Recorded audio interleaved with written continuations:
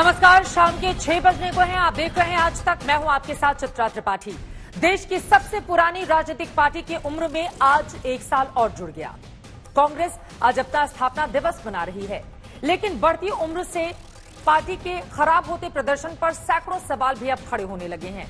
हाल के स्थानीय चुनाव के नतीजों के बाद बीजेपी बोल रही है कि अब गांवों से भी कांग्रेस पार्टी का वजूद खत्म हो चुका है। तो कांग्रेस से यह सवाल लाजमी है कि क्या पार्टी यूं ही चलेगी? इस पर हल्ला बोल में करने वाले हैं हम बड़ी बहस, लेकिन उसके पहले ये रिपोर्ट देखिए।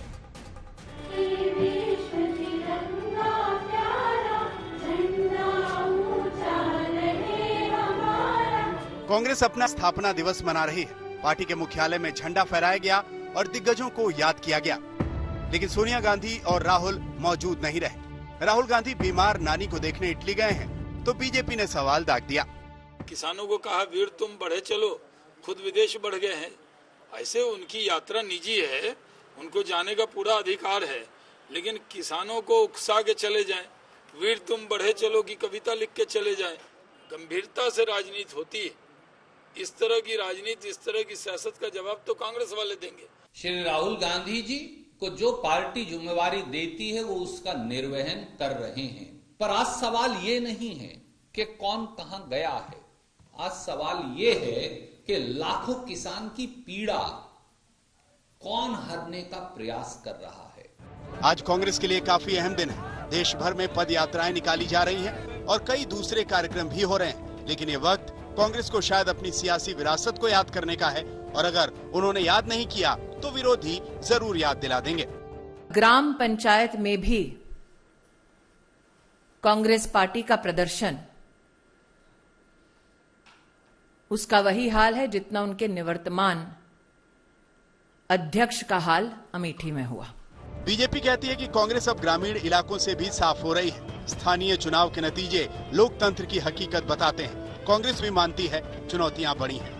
विशेषतः राजस्थान में ग्रामीण अंचल में 2.5 करोड़ वोटों में से भारतीय जनता पार्टी को ग्रामीण नागरिकों ने जीत दर्ज करवाई। वो अपने आप में इस बात का प्रमाण है कि जिस प्रदेश में कांग्रेस की सरकार हो, उस प्रदेश में ग्रामीण अंचल, ग्रामीण नागरिक अगर किसी पर विश्वास करता है तो उस नेता का नाम नरेंद्र मोदी है। वस्तु स्थिति को नकार नहीं सकते। हम 2 चुनाव हारे हैं, पर संगठन हमारा पूरे देश में है और हमारे अलग फ्रंटल ऑर्गेनाइजेशंस भी हैं। हमको जनसंपर्क अभियान चलाना पड़ेगा। कांग्रेस के लोगों को, कांग्रेस की इकाइयों को मजबूत करना पड़ेगा। कांग्रेस अपनी ताकत दिखाती तो है, मुद्दे भी उठाती है। किसान आंदोलन को ही लीजिए। देश में अलग अलग हिस्से में पार्टी कार्यकर्ताओं ने मोर्चा खोल रखा है। कहीं ट्रैक्टर रैलियां निकल रही हैं, तो कहीं खेती कानून खत्म करने की मांग को लेकर हल्ला बोल है। लेकिन चुनाव में अच्छा प्रदर्शन नहीं होता। सरकार को किसानों की आवाज सुननी चाहिए। ये कहना कि ये एक राजनीतिक साजिश है, ये एकदम गलत है।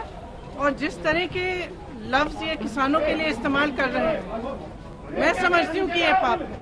कांग्रेस के नेतृत्व, संगठन, नतीजों और फैसलों को लेकर बार बार सवाल उठते हैं। वहीं दूसरी ओर बीजेपी है, जो छोटे से छोटे चुनाव से लेकर बड़े चुनावों तक की तैयारी पूरे मन से करती है और पहले करती है। जीएचएमसी और जम्मू कश्मीर में डीडीसी चुनाव इसका एक उदाहरण है। वहीं पश्चिम बंगाल के मिशन का आगाज करने के बाद अमित शाह असम पर फोकस कर रहे हैं। आज तक ब्यूरो।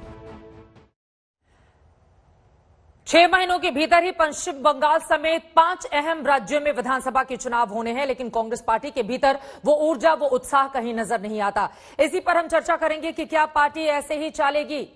ज्यादा बातचीत करने के लिए हमारे साथ हल्ला बोल में खास मेहमान जुड़ चुके हैं। सुधांशु त्रिवेदी, जो कि भारतीय जनता पार्टी के राज्यसभा सांसद हैं और स्पोक्स पर्सन।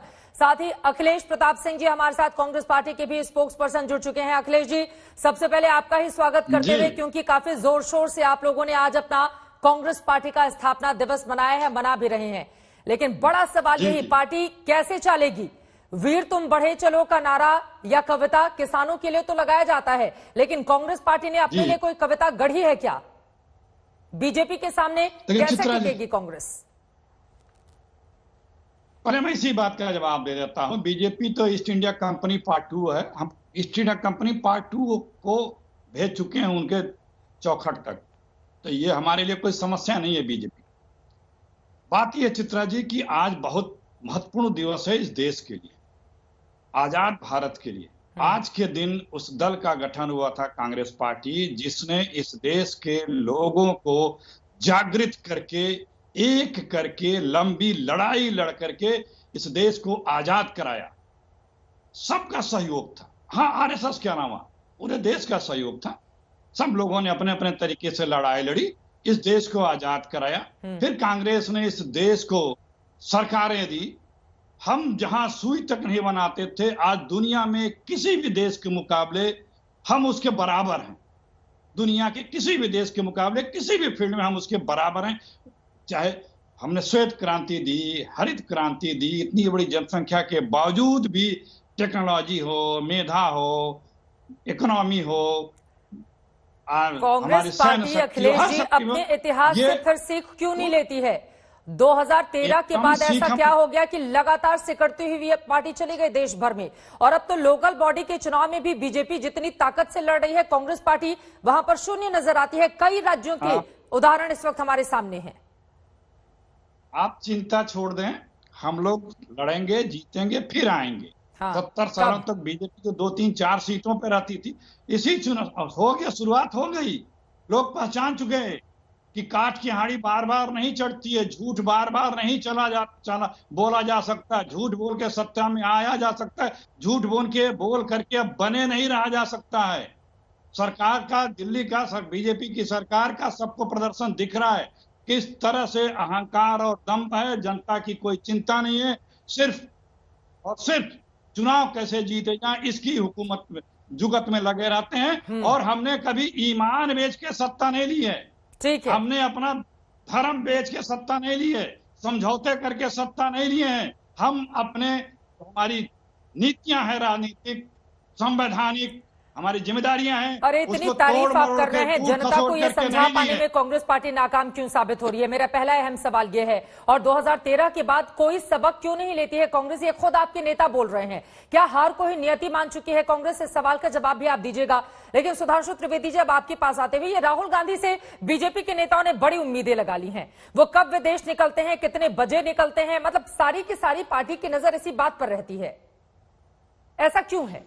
नहीं, देखिए, ऐसा है कि वो जिस द्रुत गति के साथ ट्वीट करते हैं, बोलते हैं, दिखाई पड़ते हैं, तो मीडिया की नजर उन पे रहती है। हम अपनी तरफ से कहना चाहते हैं, हम राहुल गांधी के साथ कोई अन्याय नहीं करना चाहते। प्रधानमंत्री जी ने 3 दिन पहले पूछा था केरल के किसानों के बारे में कि भाई वहां एपीएमसी एक्ट क्यों नहीं है। नड्डा जी हमारे राष्ट्रीय अध्यक्ष है, उन्होंने परसों एक ट्वीट कर दिया था जिसमें कि वो 2015 का उनका वक्तव्य जिसमें बोलते हुए नजर आ रहे थे। उसके बाद हो सकता है राहुल गांधी जी को नानी याद आ गई हो, तो अगर उनको नानी के घर जाने की याद आ गई तो इसमें हमारे लिए कोई आपत्ति नहीं है। इटली भी वो बहुत सारे कारणों से जा सकते हैं।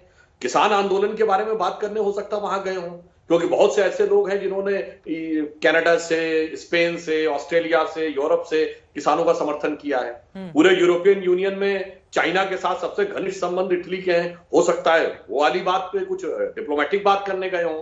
अभी कह के गए थे आखिरी वक्तव्य कि देश में डेमोक्रेसी नहीं रह गई है, तो मुसोलिनी की भूमि से हो सकता है डेमोक्रेसी के बारे में शिक्षा लेने गए हों। और कांग्रेस की पुरानी परंपरा है, नेहरू जी के कपड़े हम लोग पढ़ते थे पेरिस में धुलने जाते थे। अब इटली का फैब्रिक हम लोग जानते हैं, सुनते हैं, बड़ा बढ़िया होता, हो सकता है कपड़े खरीदने के लिए गए हों।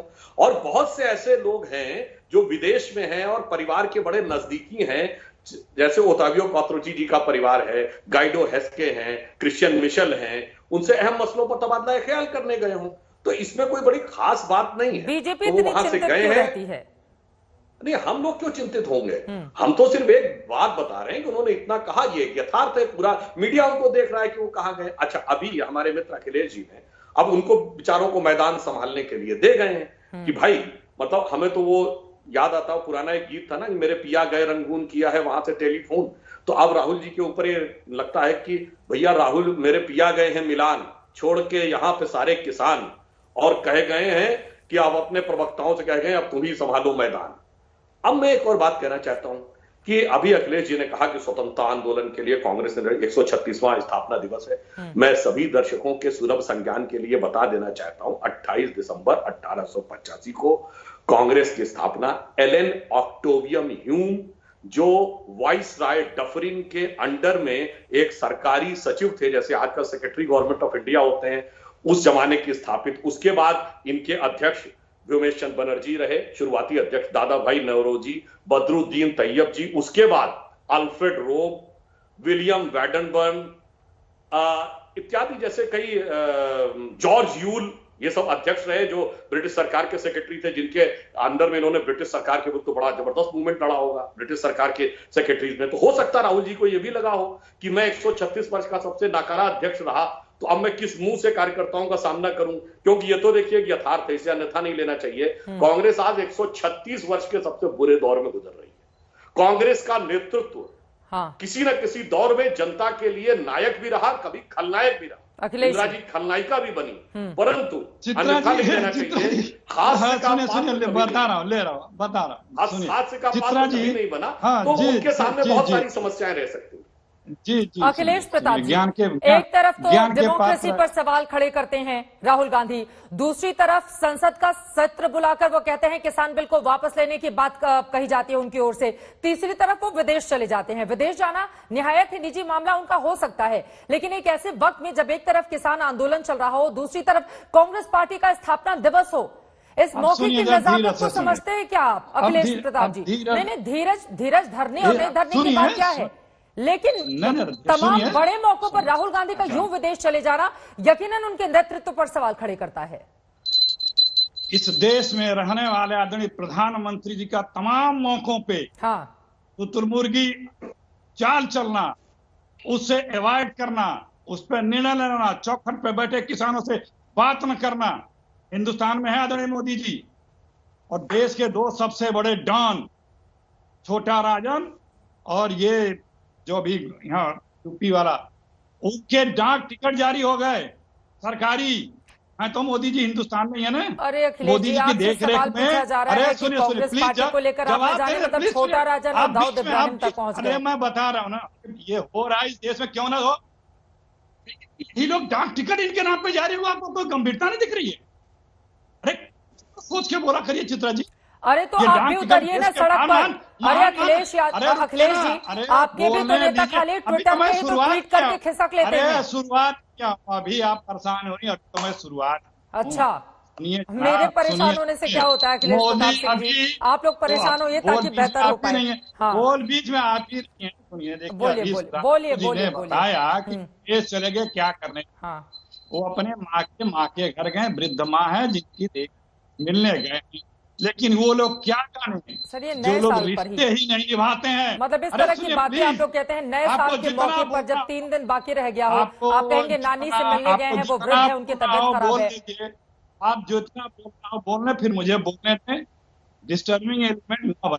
नहीं, आप यहाँ पर कांग्रेस पार्टी का भाषण देने थोड़ी ना रैली में आए हैं सर। अगर कहीं पर क्रॉस क्वेश्चन की जरूरत होगी तो पूछा नहीं जाएगा। आपके डिक्टेट शब्दों को बोलने में नहीं आया, मैं जवाब देने आया हूँ। बोलिए, कोई डिक्टेट नहीं कर रही हूँ, सवाल पूछ रही हूँ। अपनी माँ के माँ से मिलने गए हैं, लेकिन वो लोग रिश्तों का दर्द क्या जाने, जो रिश्ते निभाते ही नहीं है। और अभी इन्होंने कांग्रेस के स्थापक एक सदस्य नाम गिनाया, 3 लोगों ने मिलकर स्थापना की थी, दादा भाई हम के साथ दिशा वांचुर के भी थे। इनकी पार्टी बीजेपी, उसके राष्ट्रीय अध्यक्ष कौन थे? मुस्लिम लीग में डिप्टी सीएम श्यामा प्रसाद मुखर्जी, जिन्होंने जंग आजादी की लड़ाई का विरोध किया, अंग्रेजों को चिट्ठी लिख करके विरोध कराया, सुभाष चंद्र बोस की सेना की भर्ती का विरोध कराया। कांग्रेस पार्टी 1885 में स्थापित होती है, देश की जंग आजादी की लड़ाई लड़ती है। RSS 1925 में स्थापित होती है, अंग्रेजों की चाटुकारिता करती है, अंग्रेजों के लिए गवाहियां देती है, हिंदुस्तान के स्वतंत्रता संग्राम सेनानियों को आप गवाहियां देती है। और चित्रा जी, एक प्रधानमंत्री यही हैं, केंद्रीय मंत्री जी पे एक अंतर्राष्ट्रीय शूटर बहुत जबरदस्त, अब बहुत बड़े आरोप लगाए भ्रष्टाचार के, और उसको धमकियां दी जा रही हैं एक केंद्रीय मंत्री पे। हिंदुस्तान में रहते हुए मोदी जी क्या कर रहे हैं? ठीक है, सवाल आपसे क्या पूछा गया था, जवाब आपने क्या दिया? वैसे बीच में ब्रेक भी हो रही है अखिलेश जी की आवाज, उसको जल्दी से दुरुस्त किया जाए। जल्दी से दुरुस्त किया जाए। बीच बीच में कहीं कहीं पर ब्रेक हो रही है आवाज। सुधांशु जी, आप जवाब देना चाह रहे थे। सुधांशु जी, तमाम ऐसे ऐसे लोगों के नाम आपने बताए जो हिंदुस्तान में लोकप्रिय शायद उस तरह से नहीं है कांग्रेस अध्यक्ष के तौर पर। महात्मा गांधी भी कांग्रेस पार्टी के कभी अध्यक्ष रह चुके हैं, सरदार पटेल, एक बहुत बड़ी लंबी फहरिस्त है बड़े नेताओं की, तो उनका जिक्र आप लोगों की ओर से किया नहीं जाता है। हाँ नहीं, मैं बिल्कुल बताता हूँ। हाँ। ये अपनी पार्टी का इतिहास भूल गए। जब 1885 में कांग्रेस बनी थी तो कोई स्वतंत्रता आंदोलन की बात नहीं। 1905 में तिलक ने पूर्ण स्वराज की बात कही, तब उनको कहा गया भारतीय संतोष के जनक। उससे पहले सिर्फ वायसराय की एग्जीक्यूटिव काउंसिल में कंसेशन चाहिए थे। और मैं अखिलेश जी को बता देना चाहता हूं, पूर्ण स्वराज का प्रस्ताव कब पारित हुआ कांग्रेस में?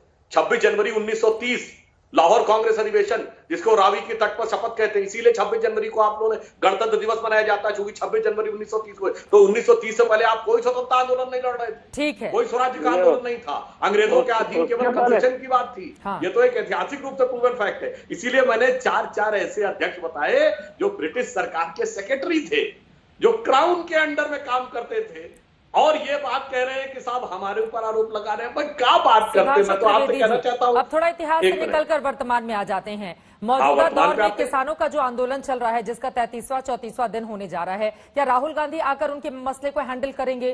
किसी भी बात पर राहुल गांधी भ्रम फैला रहे हैं। राहुल गांधी किसी भी बात पर, आपके तमाम मंत्री उतर जाते हैं राहुल गांधी के ट्वीट पर जवाब देने के लिए। मतलब ये क्या स्थिति है? अगर राहुल गांधी उनकी पार्टी की इतनी ही ज्यादा लोकप्रियता होती या वो लोगों के या किसानों के मन में भ्रम फैला देते तो 2019 के नतीजे ऐसे नहीं रहते। हर चीज के लिए राहुल गांधी या कांग्रेस पार्टी को दोष कब तक देते रहेंगे आप लोग? इसीलिए मैं, ये बात बिल्कुल आपने सही कहा। हाँ। हम सिर्फ इसलिए कह रहे हैं कि जो हमारा आरोप है कि तथ्यात्मक रूप से किसान भाई उन विषयों को समझें, और बहुत से लोगों ने समझा भी है, जिसमें कोई समस्या लोगों को नहीं आई है। परंतु कुछ लोग जो निहित स्वार्थ में भड़का रहे हैं, राहुल गांधी उसमें प्रमुख थे, आज वो पूरी तरीके से एक्सपोज हो गए। अब यही एक उदाहरण देखिए, राजस्थान इनके द्वारा शासित राज्य है, दिल्ली के बगल में है। हम जिला पंचायत का चुनाव जीते। आज ही हम अरुणाचल प्रदेश में जिला पंचायतें 242 में से 187 जीते हैं, जो पूर्णतः ग्रामीण क्षेत्र की है। याद करिए, आप अपने पूरे टीवी में पुराना देख लीजिएगा, 15 दिन पहले ऐलान किए थे दिल्ली जयपुर हाईवे ब्लॉक कर देंगे। क्या ब्लॉक हो रहा है बताइए? राजस्थान का किसान क्यों नहीं? अगर ये उतना ही गलत है तो राजस्थान का किसान क्यों नहीं आंदोलित है? छत्तीसगढ़ का क्यों नहीं आंदोलित है? महाराष्ट्र में क्यों नहीं आंदोलित है? मैं विपक्ष शासित राज्यों की बात कर रहा हूं। तमिलनाडु में क्यों नहीं है? तेलंगाना में क्यों नहीं है? आंध्र में क्यों नहीं है? इसका अर्थ यह हुआ कि किसानों को, और लागू हुए 7वां महीना है, इसका मतलब किसान लोग उसको समझ चुके हैं और उसके अनुसार सकारात्मक कार्य कर रहे हैं। अब ये लोग भी अपने जमाने में क्या क्या बोल चुके हैं, क्या क्या लिख चुके हैं, अब पूरी तरीके से साफ होकर जनता के सामने आ चुका है। राहुल गांधी जी का सदन में बयान, कपिल सिब्बल जी का बयान, इनके घोषणा पत्र में लिखा हुआ सब कुछ। अब उसके बाद ये जितनी भी ऊपर से लिपापोती करने का प्रयास करें, उससे साफ होता है ये तथ्यपरक बात नहीं कर रहे हैं, सिर्फ किसानों को भड़काने का प्रयास कर रहे हैं। और हमारा पूर्ण विश्वास है कि किसान विवेकशील है और वह समझदारी के साथ इस विषय को समझेंगे, और हम लोग शीघ्र ही उसका समाधान जवाब दीजिए अखिलेश जी। राहुल गांधी सदन के भीतर कोई और बयान देते हैं, बाहर कुछ और बयान देते हैं, ट्विटर पर कुछ और बयान देते हैं, तो यकीनन कांग्रेस पार्टी की विश्वसनीयता पर भी तो धर्म संकट की स्थिति है ना। और आपसे ये सवाल बार बार पूछा जाएगा कि बीजेपी के आगे आप लोग कहां खड़े हैं? अगर मुख्य विपक्षी पार्टी है कांग्रेस पार्टी और वो लगातार दावे करती है कि बीजेपी की सरकार हटाकर वो खुद सरकार में आएगी, तो देखिए अभी मैं आंकड़े दे देती हूँ। जिस बड़े राज्य से आप हैं, उत्तर प्रदेश, कहां वो 312 सीटें जीतते हैं, कहां आप 7 सीटों पर आ जाते हैं। बिहार में कहां बीजेपी 74 सीटें जीती है, कहां कांग्रेस पार्टी 19 जीती है। महाराष्ट्र में बीजेपी 105 सीटें, सबसे बड़ी पार्टी बनती है, कांग्रेस पार्टी 44। बंगाल देखिए 2019 लोकसभा चुनावों के आधार पर हम देखें, बीजेपी 18 जीती है, आप लोग 2 सीटों पर। असम में 67 बीजेपी के विधायक है, जहां अभी चुनाव होना है, कांग्रेस पार्टी के 15। आप लोग कहीं दमखम से दिखाई नहीं देते। अमित शाह पश्चिम बंगाल जा रहे हैं, असम जा रहे हैं, दिल्ली में भी कितनी ताकत, भले ही उस तरह की बड़ी सफलता नहीं मिली थी, लेकिन हर जगह बीजेपी पूरी ताकत से लड़ती है। कांग्रेस पार्टी तो गायब नजर आती है, इवन वो अपने ही सहयोगियों का खेल खराब कर देती है। बिहार इसका उदाहरण है जी। अब हम पहले आपका ज्ञान ही दुरुस्त कर देते हैं। बिहार में बीजेपी, हाँ बिहार में बीजेपी बैसाखी पे, याद रखिएगा ध्यान से जरा, जो आप पता नहीं है आभा मंडल बीजेपी का। बिहार में बीजेपी बैसाखी पे, मध्य प्रदेश में बीजेपी लूट के, कर्नाटक में बीजेपी लूट पे, हरियाणा में बीजेपी बैसाखी पे, गोवा में बीजेपी लूट के, अरुणाचल में बीजेपी लूट के, नॉर्थ ईस्ट में सब स्टेटों में लूट करके। कि 8-9 स्टेट जो है वो या तो बैसाखी पे या लूटी हुई है। ईमान, धर्म, संविधान सबको प्लीज रुक जाइए। देखिए जैसे सुधांशु जी को आप बिना डिस्कस सुनती हैं, एक मिनट प्लीज।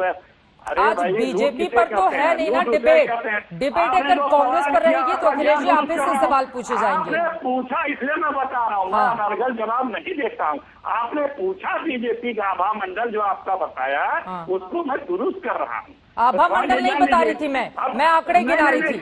अखिलेश प्रताप सिंह जी आभा मंडल नहीं, गलत बात नहीं, ये गलत बात नहीं, मैं आंकड़े बता रही थी जितनी आपकी विधानसभा की सीटें हैं और जितनी उनकी हैं। अब सुनिए, अब सुन लीजिए, अब उसी आंकड़े को दुरुस्त कर लीजिएगा आगे से। बोलिए। कि यहाँ बैसाखियों पे है, यहाँ आदरणीय मोदी जी का चमत्कार नहीं है, समझ गए ना। यहाँ याद रखिएगा भविष्य के लिए। दूसरी बात देखिए चित्रा जी, आपने पूछा हम कहाँ हैं। कुछ भी होता है तो हमारे रोना तो रोते नहीं है। 330 सांसद भले लिए और देश भर में हो, लेकिन आरोप हम ही तो लगाते हैं। हम हैं तभी तो, यही बताता हम क्या हैं। चौथी बात चित्रा जी, जब कोई अयोग्य नकारा व्यक्ति होता है तो सबसे प्रथम कर्तव्य उसका ये होता है कि जितने भी उसके प्रतिद्वंदी योग्य लोग हैं उनकी अयोग्यता साबित करने में दिन भर लगा रहे, लेकिन कर नहीं पाता। वही हाल बीजेपी का है, मोदी जी का, उनके टीम का है। एक अयोग्य व्यक्ति के लिए, अक्षमतावान व्यक्ति के लिए सिर्फ दूसरों को अयोग्य साबित करने में लगे रहना। मोदी जी सत्ता में आए, जितना कर्जा हिंदुस्तान में 67 वर्षों में हिंदुस्तान ने नहीं लिया था, इंटरनेशनल डोमेस्टिक सब मिला करके उससे ज्यादा कर्जा 60 लाख करोड़ रुपए कर्जा मोदी जी ने 6 वर्षों में लिया। ये मोदी जी की काबिलियत है। जितने हमने पीएसयू लाखों करोड़ों, 1000 करोड़ लाखों करोड़ कमाने वाले पीएसयू थे उसको मोदी जी बेच रहे हैं। जितने बड़ी बड़ी पीएसयू थी वो सब डुबो रहे हैं। मित्रों को सब हिंदुस्तान को बेच रहे हैं। आंकड़े इनके पास है नहीं, बताते नहीं है कि क्या बेरोजगारी का हालत क्या है, जीडीपी का हालत क्या है, लोगों का, किसानों का, मजदूरों का, नौजवानों का क्या हालत है, ये बताने की आवश्यकता नहीं। सब मोदी जी की योग्यताएं हैं, काबिलियत है। ठीक है, भावना प्रधान देश से सरकार बना लेते हैं, लेकिन परफॉर्मेंस देने में जीरो है। सर भावना प्रधान देश से क्या होता है? नहीं, अखिलेश प्रताप सिंह जी, भावना प्रधान देश से क्या होता है उधर? एक सेकंड, नहीं, ये जो बड़ी बड़ी बातें आपने गिनाई है ना, देखिए विश्वसनीयता तो लोकतंत्र में आंकड़ों और जो रिजल्ट आता है उसी के आधार पर तय की जाती है। सरकार उसी आधार पर बनती है, सरकार उसी आधार पर बनती है। अखिलेश जी, अगर आपने मान लिया है कि नहीं हर जगह हम हारते जाएंगे और हमारी विश्वसनीयता तो सबसे ज्यादा है, तो इस गलतफहमी में हमको नहीं लगता है कि आप लोगों को रहने की जरूरत है। अब हमारी सुन लीजिए, बोलिए। सुन लीजिए, विश्वसनीयता जीतने से नहीं होती है, बैठ करके काम करने से विश्वसनीयता जगाने से होती है, जो मोदी जी की दुनिया में सबसे जीरो विश्वसनीयता है। आज कोई विश्वास करने को तैयार नहीं है। और मोदी जी ने जब भी बोलते हैं अधिकांश तो उसमें असत्य बोलते हैं। विश्वसनीयता के नाम पर मोदी जी से किसी से बात कर लीजिए, कोई नहीं कहता कि हम मोदी जी पे विश्वास किया सकते हैं। जो भी बोलते हैं उसको उल्टा ही करते भी हैं, उसमें कोई जाने की जरूरत नहीं है। और देखिए मोदी जी अभी इन्होंने कहा इटली के अब सुन लीजिए, थोड़ी बात आ जाने दीजिए, थोड़ी बात आ जाने दीजिए। हमारा इतिहास भूगोल बता रहे हैं। प्रधानमंत्री जी आदरणीय मोदी जी, इटली से हम लोग नहीं कपड़े पहनते हैं, विदेश के कपड़े नहीं पहनते, उसकी होली जलाते थे। सोने से छिदा हुआ सूट करोड़ों का पहनने वाले आदरणीय मोदी जी को याद किया करें। जब आप किसी वस्त्र परिधान और उसके दिन में 2 का 3 कार्यक्रम है तो 3 बार कपड़े बदलने वाले प्रधानमंत्री जी को याद किया करें। अखिलेश प्रताप सिंह जी, आपको पता है ना शिवराज पाटिल जी की सत्ता क्यों चली गई थी? आतंकवादी हमले जब हुए थे तो कितने बार आप गृह मंत्री होते हुए नहीं सर, एक सेकंड आप जवाब ले लीजिए, बहुत बोल चुके। बात यहाँ पर कांग्रेस पार्टी की हो रही है, अब जवाब भी ले लीजिए, अब जवाब भी ले लीजिए। परेशान मत होइए। अब मैं देता हूं। सबसे पहले इन्होंने कहा प्रधानमंत्री जी की विश्वसनीयता, तो मैं याद दिलाना चाहता हूं प्रधानमंत्री जी ने पिछले चुनाव में कहा किसानों को 6,000 रुपया साल देंगे। राहुल गांधी ने कहा 72,000 रुपया देंगे। किसान किसके साथ खड़ा हुआ? मोदी जी के साथ। 2014 से पहले ताल कटोरा में आपके एआईसीसी सेशन में आपने क्या कहा? राहुल गांधी जी ने आदेशात्मक लहजे में मनमोहन सिंह जी से, प्रधानमंत्री जी 9 नहीं 12 सिलेंडर सब्सिडी वाले चाहिए। प्रधानमंत्री जी ने 2014 में मोदी जी ने आने के बाद क्या कहा? जो लोग सक्षम है, समृद्ध है, सब्सिडी छोड़ दें, और 1 करोड़ से अधिक लोगों ने छोड़ दी। यह विश्वसनीयता का अंतर है जो आपको हकीकत में समझ लेना चाहिए। दूसरा, आपने ये कहा फलानी जगह लूट पे, फलानी जगह बैसाखी पे, मैं इस पे अन्यथा नहीं लेते हुए कहूंगा, आप तो बैसाखी की बात कर रहे हैं जनाब। उत्तर प्रदेश सहित तमाम राज्यों में तो अर्थी पे आ गई आपकी स्थिति। अमेठी आप 77 के बाद पहली बार हारे हैं। अमेठी में राहुल भैया पे हमारी बहन भारी पड़ गई, वहां अर्थी निकलने की स्थिति आ गई और आप बैसाखी के ऊपर टिके हुए हैं। आप उस हकीकत को नहीं समझ रहे हैं। तीसरी बात, आपने योग्य की बात कही, बिल्कुल सही बात है। कांग्रेस के 23 सबसे योग्य नेता, सबसे पुराने नेता, आयु अनुभव दोनों में राहुल गांधी से कहीं अधिक योग्य, वो यदि केवल कोई एक मुद्दा उठा दें तो वो सब बीजेपी के एजेंट हो गए। बिल्कुल आपने सही कहा है कि कैसे अयोग्य व्यक्ति सब कुछ कब्जा कर लेता है किसी चीज को। और हमारी बात का विश्वास मत करिएगा अखिलेश जी, और मैं दर्शकों से भी कह रहा हूं, कांग्रेस के पूर्व प्रधानमंत्री पीवी नरसिम्हा राव की किताब द इनसाइडर, जिसका हिंदी अनुवाद अंतर्गाथा के रूप में भी उपलब्ध है, उसमें है कि नेहरू जी, इंदिरा जी और राजीव जी के जमाने में कैसे चापलूसी बढ़ती चली गई। और सुनिए, इतना एक वाक्य और कह दूं, एक ब्रेक के लिए रुकना है जल्दी से। प्रणब मुखर्जी जी की किताब के विमोचन के समय मनमोहन सिंह जी ने सोनिया जी की उपस्थिति में बोला था कि जब मुझे प्रधानमंत्री बनने को कहा गया तो मैं प्रणब दा के पास गया, मैंने कहा मुझसे ज्यादा योग्य हैं, आप सबसे योग्य हैं, मगर मैडम ने मुझसे कहा है बनने के लिए। तो योग्यता पर आपके एक पूर्व प्रधानमंत्री और पूर्व महामहिम राष्ट्रपति के किताबों में लिखा हुआ बात आईना की तरह साफ है अखिलेश जी, मगर उसके बाद भी अब मैं आपकी तारीफ करता हूं। ठीक, अखिलेश जी आपके पास आते भी आप मुस्कुराते बहुत अच्छा है और दूसरी तरफ मीडिया पर तमाम तंज भी कसते हैं, लेकिन अगला सवाल यह है, ये आत्ममंथन का जो दौर पिछले 6 सालों से आपके भीतर या कांग्रेस पार्टी के अंदर चलना चाहिए था, वो क्यों नहीं चल रहा? आप किसी भी बात को टाल जाने के अंदाज में तो कह सकते हैं, मीडिया पर सवाल खड़े कर सकते हैं, ईवीएम को लेकर क्वेश्चन कर सकते हैं, लेकिन जो दिखता है कम से कम वो तो झूठा नहीं हो सकता। एक तरफ बीजेपी के तमाम दिग्गज नेता दिन रात मेहनत करते हैं और आपके नेता मौका मिलते ही यहां से अगर निकल जाएंगे तो क्यों नहीं पूछा जाएगा आपसे सवाल? एकदम सवाल पूछे, मैं सवाल पूछने पर आपत्ति नहीं है, लेकिन क्या आप स्मृति ईरानी से सवाल कर सकती हैं, बहस करा सकती हैं कि आपके ऊपर इतने गंभीर आरोप लगे हैं? है साहस? स्मृति ईरानी के ऊपर जब डिबेट होगी तो उसे पूछ लिया जाएगा अखिलेश जी। अभी तो कांग्रेस पार्टी के ऊपर है ना, अभी तो कांग्रेस पार्टी के ऊपर है ना जी। अभी स्मृति ईरानी हमारे साथ है, मैं सुधांशु जी से इसका जवाब ले लूंगी, लेकिन कांग्रेस पार्टी पर आइए ना। कपिल सिब्बल साहब, पी चिदम्बरम साहब, कितने नेताओं ने, 23 बड़े नेताओं ने कांग्रेस को लेकर चिट्ठी लिखी, क्या होगा रिजल्ट उसका? चौथी 5वीं बार करें। देखिए, अभी विश्वसनीयता का जिक्र किया सुधांशु जी ने, बड़ा अच्छा चैप्टर छेड़ा। मैं तो इंतजार कर रहा था, मोदी जी की विश्वसनीयता का जरा सा दर्पण सुनिए। आडवाणी जी मेरे पिता तुल्य है, मेरे जीवन का एक ही लक्ष्य है, जब तक मैं आडवाणी जी को पीएम नहीं बना लूंगा तब तक मैं ट्रेन से नहीं बैठने वाला। आडवाणी, अरे सुन लीजिए भाई, मैं क्या बोलूंगा ये आप नहीं तय करेंगे प्लीज। मैं ये तय करने वाली कोई होती भी नहीं हूँ, लेकिन मैं आपसे जान रही हूँ कि बीजेपी जिस तरह से जीत की मशीन बनती जा रही है, कांग्रेस पार्टी कैसे जीतेगी? जो आपके नेताओं ने सुझाव आपको दिए थे उसको अपनाया कांग्रेस पार्टी ने या क्यों नहीं अपनाया? बिना डिस्टर्ब के सुधांशु जी को जिस तरह से सुनती हैं उतना हमें भी सुन लिया। अखिलेश जी, अब सुधांशु जी के ऊपर तो डिबेट है नहीं, डिबेट कांग्रेस के ऊपर है, तो आपसे पलट के सवाल पूछ लो तो आप उल्टा तंज कसने लगते हैं। बोल लीजिए, अब बोल लीजिए, बोल लीजिए। मोदी जी ने कहा था, मुख्यमंत्री मोदी जी ने, कि MSP must be mandatory. PM Modi कहते हैं नहीं रहेगा।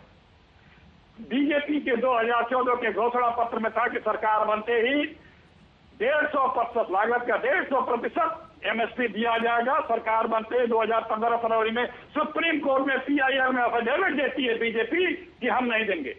ये विश्वसनीयता का जिक्र कर रहे हैं, बोलिएगा नहीं।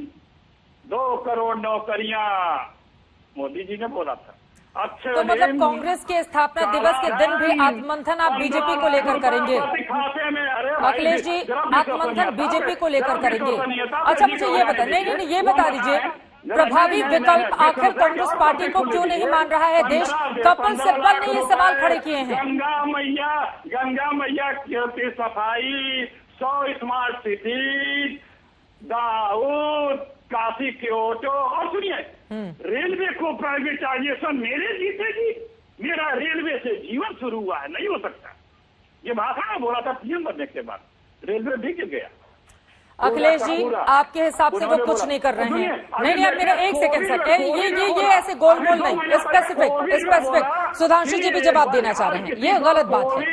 अगर उनको प्रभावी विकल्प नहीं मान रहा है देश, आपको अंदाजा इस बात का है कि 14 के मुकाबले उनकी सीटें कितनी बढ़ गई हैं? विश्वसनीयता, अब उन्होंने अपने नेता की विश्वसनीयता गिनाई, मैं भी विश्वसनीयता गिना रहा हूँ। हाँ। अभी 1.5 महीना पहले ही मोदी जी ने कोविड पे 2 बार आमिकाज कैमरे पे बोला कि हम दिन रात मीटिंगें कर रहे हैं कि हर किसी को कोविड का वैक्सीनेशन कैसे पहुंच जाए। अब कहते हैं कि नहीं, सबको नहीं मिलेगा और फ्री नहीं मिलेगा। ये सब विश्वसनीयता की बात कर रहे हैं। अज्ञान की बात आपको पता है, आप ही लोगों ने इंटरव्यू लिया था, गटर के गैस से चाय बना लेते हैं, किचन के कचरे से पंपिंग सेट चला लेते हैं ट्यूब में भर करके। जब इंटरनेट नहीं था तब इंटरनेट का प्रयोग कर लेते हैं। जब डिजिटल कैमरा किसी के पास है तो डिजिटल कैमरे से फोटो खींच लेते हैं, और तो इंटरनेट से फोटो भेज देते हैं। और सुधांशु जी, प्रधानमंत्री नरेंद्र मोदी या बीजेपी पर डिबेट नहीं है, ठीक है अखिलेश जी, अब सुधांशु जी को बोल लेने दीजिए, अब जरा बोल लेने दीजिए, हो गया। अखिलेश जी, मुझे समझ में आ रहा है आपके साथ दरअसल दिक्कत यह है कि जब नेतृत्व करने वाला कोई नेता सामने नहीं हो तो जितने भी लॉयल कार्यकर्ता या पार्टी के प्रवक्ता हैं उनके सामने विकट स्थिति होती है, अखिलेश जी आपके साथ। आप अपने ही देखिए, ठीक है, एक बार सुधांशु जी को बोल लेने दीजिए, फिर कुछ और आंकड़े हैं मैं गिनाऊंगी आपको। बोले सुधांशु। देखिए चित्रा जी, मैं अखिलेश जी के जीवट की प्रशंसा करता हूं।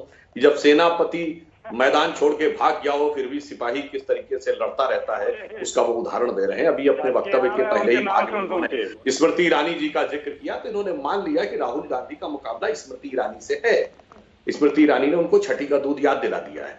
अब जो है इसलिए मोदी जी के बारे में वो बात करने से पहले 100 बार सोच लिया करें। स्मृति ईरानी युवा नेता है हमारे यहाँ की, अभी मोदी जी के लेवल पे राहुल गांधी को आने में बहुत लंबा समय लगेगा, तब जाके वो उस विषय पे बात करने का प्रयास करें। विश्वसनीयता में दूसरा उदाहरण दे देता हूं। आपके परिवार की दूसरी सदस्य प्रियंका गांधी जी वाराणसी से प्रयाग पानी के रास्ते गई थी। गंगा खराब थी क्या?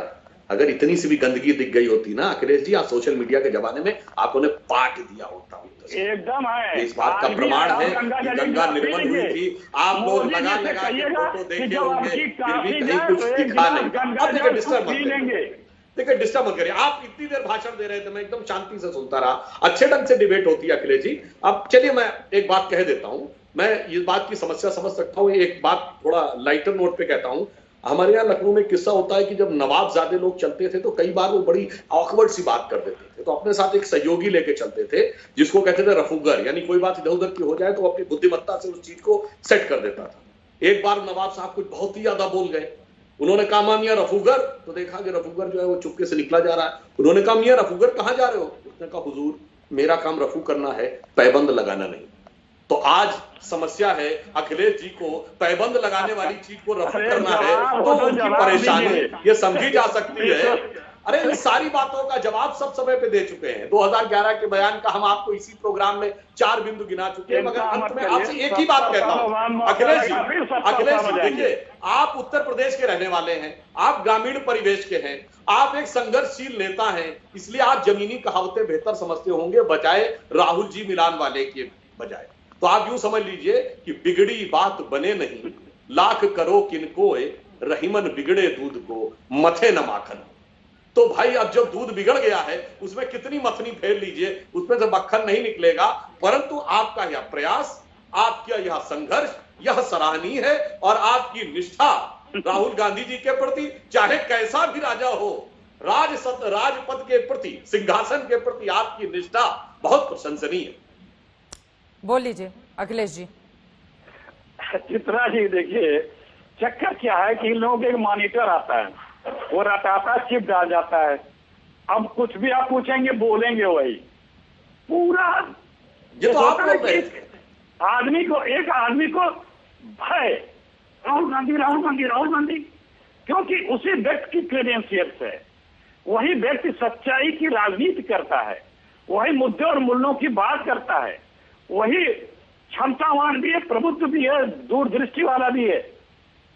ये 21 दिन में कोरोना जीत रहे थे, राहुल गांधी ने तभी कहा आ रहा है सतर्क हो जाइए, हंस रहे थे ये भी आके हंस रहे थे, मीडिया भी हंस रहा था कि राहुल गांधी पैनिक क्रिएट कर रहे हैं। मतलब बीजेपी से लड़ते लड़ते आप मीडिया को जरूर लेकर आएंगे। अरे इटली से घूम कर आए थे, उसी समय राहुल गांधी, उनका टेस्ट भी हुआ था कोरोना का, ये भी बताइए ना, तो सतर्क कर दिया था उन्होंने लोगों को। अखिलेश जी, ये मतलब मीडिया के ऊपर आप तुरंत चढ़ेंगे। अब मीडिया अगर आपसे आप पलट कर पूछ दे 2014 की 44 सीटों पर कांग्रेस जब आ गई थी, एक सेकंड अखिलेश जी, ये गलत बात है। ये मीडिया पर बहुत पसंद है आपको डिबेट करना, कांग्रेस पार्टी को छोड़कर किसी दिन मीडिया पर डिबेट कर लेंगे। मीडिया कहाँ बोल रहा है, क्या मीडिया पर सवाल नहीं हो सकते? अरे मीडिया पर बिल्कुल सवाल कीजिए, कांग्रेस पार्टी पर है ना अखिलेश जी। 2014 मई में रिजल्ट आता है, 44 सीटों पर आ जाती है कांग्रेस, जून में राहुल गांधी विदेश चले जाते हैं, दिसंबर 2019 में सीए पर प्रोटेस्ट चलता है, देश भर में राहुल गांधी चले जाते हैं विदेश में, किसान आंदोलन चल रहा है, और इस वक्त देश किस तरह के क्राइसिस की स्थिति में है, जब आपको किसानों के लिए लड़ना चाहिए, राहुल गांधी चलती है विदेश में, और आपसे पलट के सवाल पूछ रहे तो आप आ जाएंगे मीडिया पर। मुझे पता है मेरे प्रश्नों का जवाब देने के लिए सुधांशु त्रिवेदी को दर्जनों सहयोगी चाहिए, इसलिए आप भी मुझे डिस्टर्ब कर रही हैं। अच्छा, मेरे सवालों का जवाब अकेले सुधांशु त्रिवेदी का बीजेपी ने दे सकती। मुझे किसी को सहयोग करने की जरूरत नहीं है अखिलेश जी, जिस तरह से आप सक्षम है वैसे सुधांशु जी भी सक्षम है, ठीक है ना? दिख रहा है। नहीं, आपसे तो कांग्रेस पार्टी पर सवाल पूछ लो तो न जाने आप क्यों चढ़ जाते हैं, फिर बुलाते क्यों है भाई? इतना अहंकार मत किया करिए। सर, आपको रैली में भाषण देने के लिए नहीं बुलाया गया है, बात करो, रैली में भाषण देने के लिए नहीं बुलाया गया है। मोदी जी को बताया करिए, ये मुझे पता है, ये मुझे पता है कि हम प्रश्नों का और प्रश्न के अनुसार तो पलट के सवाल पूछा जाए तो उस सवाल का जवाब दिया करिए, बजाय इसके कि मीडिया पर थोप दिया जाए। मैं एकदम मीडिया ने डिबेट किया था राहुल गांधी के उस वक्तव्य पे कि कोरोना आ रहा है, सतर्क होइए। मीडिया ने कहा था कि पैनिक क्रिएट किया जा रहा है, तो इसलिए कह रहा हूं मैं, राहुल गांधी ने कहा था कि जीएसटी ठीक नहीं है, राहुल गांधी ने कहा था इसमें बाकायदे तैयारी करके बनी चाहिए, राहुल गांधी ने कहा था ये किसान बिल ठीक नहीं है, पूरी बहस होकर बनी थी, राहुल गांधी ने कहा था चीन से सतर्क रहे, चीन इस तरह से कर रहा है। राहुल गांधी विजनरी नेता है, यहाँ पे सिर्फ इवेंट, तो उनको क्यों नहीं बना दिया जाता है अध्यक्ष? और इवेंट अध्यक्ष को लेकर भी अभी आप लोग ऊहापोह की स्थिति में क्यों है? फिर तो अखबार के दफ्तरों और टीवी चैनलों के स्टूडियो के अलावा अच्छे दिन सिर्फ बीजेपी कार्यालय में दिखते हैं और कहीं नहीं है। रोजगार का क्या आलम है भाई? सरकारें भले आप जीत लेते हो, क्या आलम है रोजगार का? नौकरियों का क्या आलम है? इकोनॉमी का क्या आलम है? क्यों कर्जे पे कर्जा लिए जा रहे हो? न जा रहा पैसा, ये क्यों हमारी प्रॉफिट मेकिंग पीएससी बेच रहे हो जिसने हिंदुस्तान को खड़ा किया था, उस पीएससी को आप बेच रहे हो। भारत पेट्रोलियम क्यों बेच रहे हो भाई? चलिए जवाब ले लेते हैं। 20,000 करोड़ ये फहरिस्त गिना दी है देती है कि किस तरह की स्थिति आपने देश में पैदा की है सुधांशु जी। हाँ, इकोनॉमिकली इस देश को अखिलेश जी ने तरह से चाल गया है मोदी जी। अखिलेश जी ने अभी डाइवर्ट करने के लिए ढेर सारे मुद्दे उठाए। आपने कहा किसान का मुद्दा, महंगाई का मुद्दा, बेरोजगारी का मुद्दा, विकास का मुद्दा, मगर हाल ही में संपन्न जो चुनाव हैं उसमें आपने कहा कि आप इसलिए हार गए क्योंकि ओवैसी की पार्टी ने वोट काट दिए। ये कौन से वाले वोट काटे थे? विकास वाले कि बेरोजगारी वाले कि ये किसानों वाले? ये कौन सा वोट काटा था जरा बता दीजिए जिसकी वजह से आप हार गए? यही है, बाहर से चेहरा दिखाने का कुछ और अंदर से वोट की कहानी कुछ और, अंदर से वोट की कहानी कुछ और। और आपने अभी कहा कि राहुल गांधी बुद्धिमान है, राहुल गांधी विजनरी है। भाई राहुल गांधी को जो बुद्धिमान और विजनरी दिखते हो उसके लिए तो उसकी तो बुद्धि कौशल को नमन है। इस पर तो मुझे एक चीज याद आती है चित्रा जी, क्योंकि राहुल गांधी जी यूरोप गए हुए, इटली में, यूरोप में किंग हुआ था जिसका नाम था किंग जेम्स द फर्स्ट। के जेम्स द फर्स्ट जो था उसको उसके सारे दरबारी बहुत ही बुद्धिमान मानते थे, परंतु पूरी दुनिया में उसको मूर्ख माना जाता था। इसलिए एक कहावत है, जिन लोगों ने अंग्रेजी लिटरेचर पढ़ा होगा या यूरोपियन हिस्ट्री पढ़ी होगी, कहावत है King James the first was the wisest fool in Christendom, यानी क्रिश्चियनिटी के इतिहास में King James the first wisest fool था, यानी सबसे बड़ा मूर्ख विद्वान था। इसको शब्दशः लिया जाए तो मुझे लगता है कि Rahul Gandhi ji has also become the wisest fool in communism. शायद इसीलिए 136 वर्ष का इतिहास पूर्ण होने पर उनको लगा हो कि अब मैं वहीं पे चला जाऊं, और इसीलिए इनके सामने समस्या और सिर्फ दो ही बिंदुओं का जवाब दे दीजिएगा। केरल में सुधांशु जी सुनिए, सुधांशु जी एक मिनट सुन लीजिए, सुधांशु जी एक मिनट सुन लीजिए, अपने प्रधानमंत्री सुन लीजिए, आपकी पीड़ा, सारी बातें सुनिए सुनिए सुनिए सुनिए, एक तो दे रहा हूँ, सुनिए, आपकी तो सुन ही रहे हैं भाई, मैं सुन लीजिए, आपकी पीड़ा, देखिए आपकी पीड़ा जायज है, हमारी पीड़ा नहीं है, पीड़ा स्कूल राहुल गांधी को बता रहे हैं, सुन लीजिए, वो आज ये स्कूल राहुल गांधी को आप बता रहे हैं, हम अपने प्रधानमंत्री के लिए नहीं कह सकते, आपको आपका नेता और प्रधानमंत्री गैस के गटर से गैस बना के चाय, अरे भैया आपको मुबारक हो। अरे सुन लीजिए अखिलेश जी मतलब ये आपका प्रधानमंत्री क्या होता है, वो आपके भी प्रधानमंत्री हैं, वो आपके भी प्रधानमंत्री हैं। और अखिलेश जी यहाँ पर बीजेपी या फिर तमाम दूसरे मुद्दों पर टॉपिक पर बहस नहीं हो रही थी, बहस हो रही थी कांग्रेस पार्टी के स्थापना दिवस पर। कांग्रेस के भीतर अगर आत्ममंथन नहीं चल रहा है और बीजेपी के आगे लगातार वो हार रही है, इस पर मुझे लग रहा था कि इस पर आप स्पेसिफिक जवाब देते तो शायद कांग्रेस पार्टी के तमाम दूसरे लोगों तक भी सही बात पहुंचती कि ऐसी स्थिति आखिर क्यों बनी हुई है, लेकिन सारी बातों को आपने घुमा दिया। चलिए, कांग्रेस का अंदरूनी मामला है, कांग्रेस आगे कैसे बढ़ेगी बीजेपी के सामने, ये अपने आप में बड़ा सवाल रहेगा। स्थापना दिवस के मौके पर भी कांग्रेस ने क्या सीख ली, इस पर रहेगी आज तक की नजर।